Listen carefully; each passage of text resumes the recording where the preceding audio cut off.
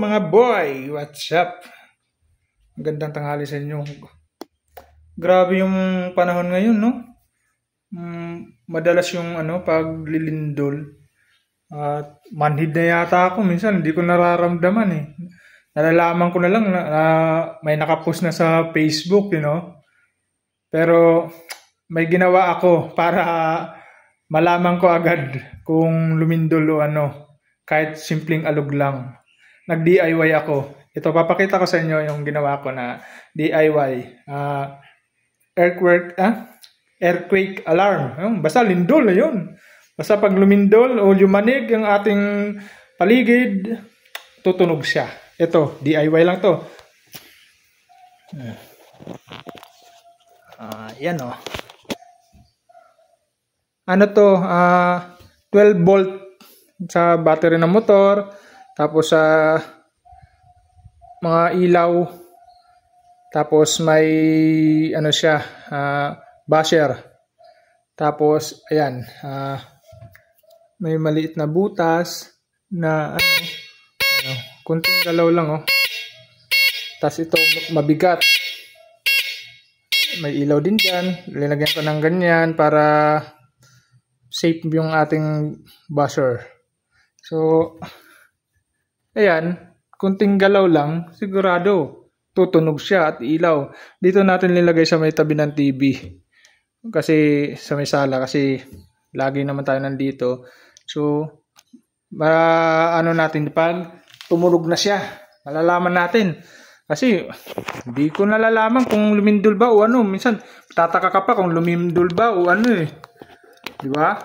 Mag-iisip ka pa, papakramdaman mo pa kung yumayanig ba. So ito, ang ginawa ko, konting galaw lang yan, dun. Tutunog, ang lakas yan. Pero kung gusto mo talagang mas malakas, bumili ka ng yung mas malakas na basher na ganyan.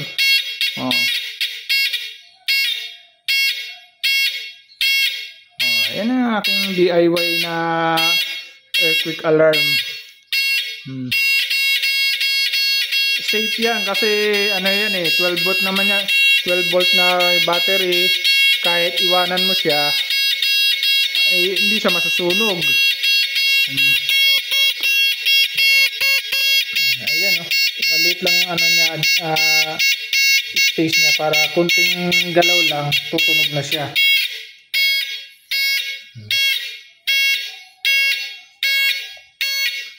Yan lang yung wiring niya tatago ko tong battery para di masyadong halata. Ito, i-display ko lang dito. Di ba? Kapag nanonood ka ng TV tapos marinig mo yung nag-alarm o umilaw na ganyan, alam mo na may lindol.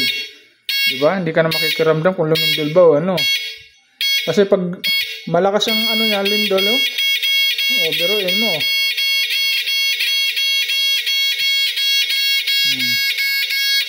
Ingay yan diba? Yan ang ating DIY alarm.